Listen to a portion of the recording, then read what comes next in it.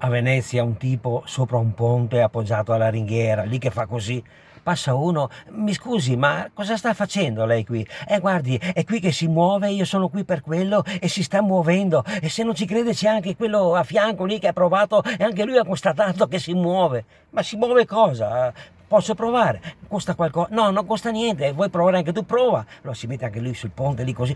Si muove proprio, aveva ragione. Si muove. E vede. Dopo un po' tutta la gente a una calca, non passava più nessuno, tutti a guardare. Arriva un carabiniere lì. Largo qua, largo. Cosa fate qui che state intralciando il traffico? La gente deve passare. Avete bloccato il ponte. Mi scusi, signor maresciallo. È qua che si muove. È qua che si muove. Io sono qui per quello e anche l'altro che non ci credeva, anche lui, siamo in tre, qui si muove.